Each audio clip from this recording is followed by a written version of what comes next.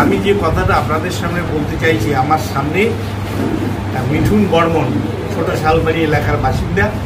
সে উড়িষ্যায় কাজ করতে ছিলেন এবং সেখানে উড়িষ্যার পুলিশ যেভাবে তাকে লাঞ্ছিত করেছে, যেভাবে তাকে টর্চার করেছে, সেখান থেকে পুলিশের হাত থেকে সে কোনোরকম করে পালিয়ে এসেছে। তার সমস্ত কাগজপত্র কেড়ে নিয়েছে। সেই এলাকার বাসিন্দা, তার মাধ্যমিকের সার্টিফিকেট, তার ভোটার কার্ড, তার আধার কার্ড, তার জমির কাগজ সমস্ত দেখানোর পরেও উড়িষ্যার পুলিশ বলেছিল এগুলো ফেক আইডি।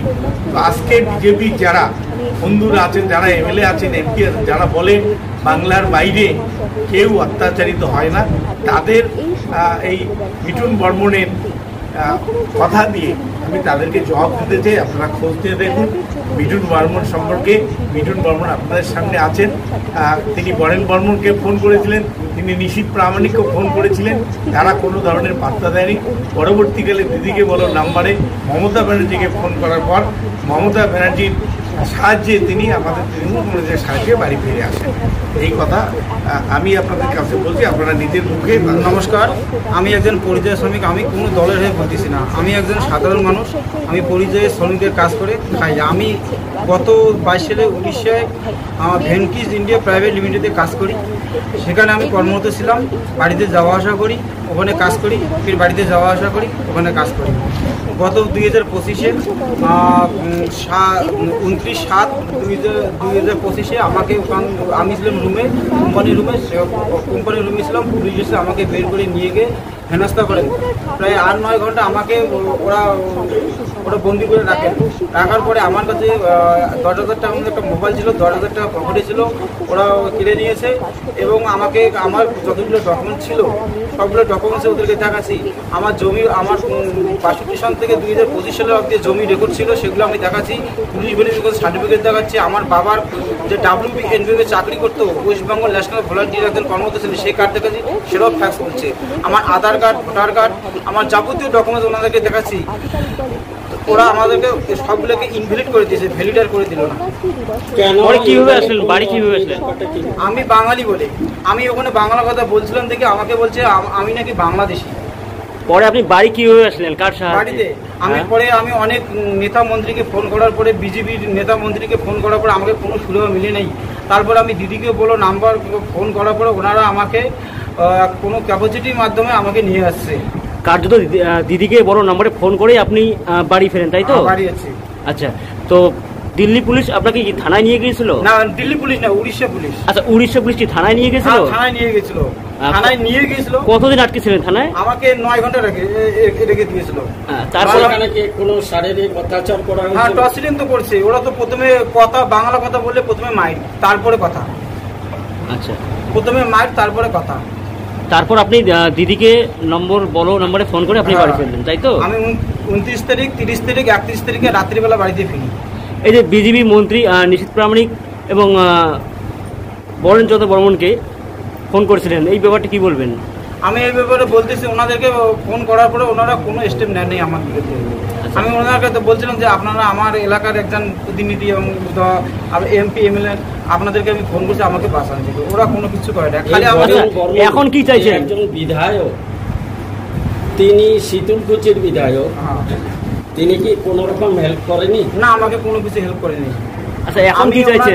আমার ডকুমেন্ট সমস্ত আমার ছবি পাঠাই দিয়েছি, উনি কোনো হেল্প করেন। SRS town stores, main road, Dinhata. সকলকে জানাই সাদর আমন্ত্রণ। এখানে পাবেন বিভিন্ন ধরনের নামিদামি কোম্পানির কসমেটিক্স ছাড়াও স্কুল ব্যাগ, গিফট আইটেম থেকে শুরু করে সিটি গোল্ডের বিভিন্ন রকম আইটেম। আপনাদের পদার্পণে শুভ হয়ে উঠুক আমাদের প্রাচীন এই প্রতিষ্ঠান। যোগাযোগ করুন স্ক্রিনে দেওয়া নম্বরে।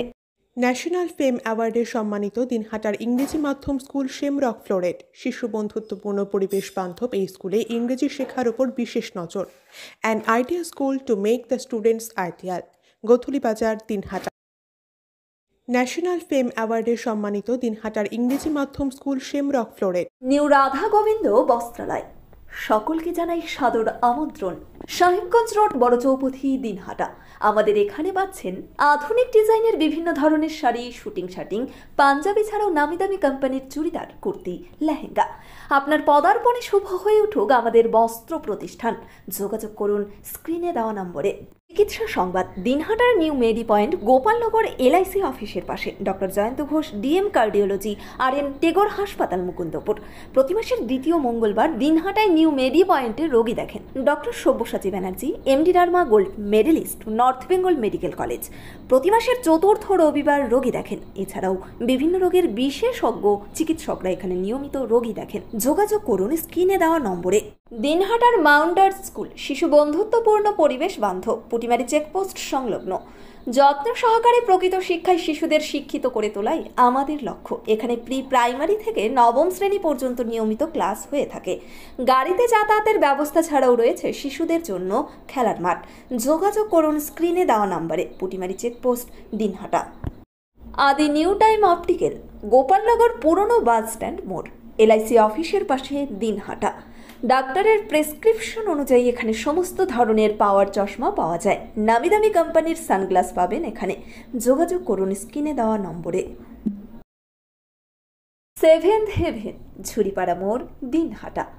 মাত্র 7 মিনিটে এখানে পাচ্ছেন বিভিন্ন ধরনের কেক, পেস্ট্রি সহ নানা সুস্বাদু খাবার। সম্পর্কগুলো আরও মিষ্টি হয়ে ওঠে সেভেন্থ হেভেনের সাথে।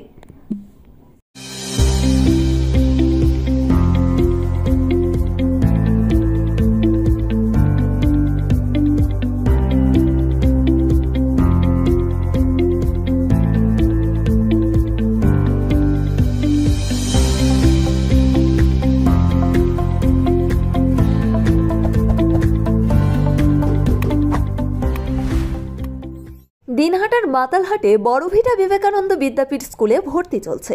প্রি নার্সারি থেকে 8ম শ্রেণী পর্যন্ত। বড়ভিটা ত্রিদেবের বাজার, দিনহাটা, কোচবিহার। শিশু বন্ধুত্বপূর্ণ পরিবেশে বিশেষ যত্ন সহকারে পড়ানো হয়। আমাদের লক্ষ্য শিশুর জন্য সম্পদ নয়, শিশুকেই সম্পদ তৈরি করুন। যোগাযোগ করুন স্ক্রিনে দেওয়া নম্বরে। This channel does not promote or promotion any illegal activities. All content provided by this channel is meant only for educational purpose only.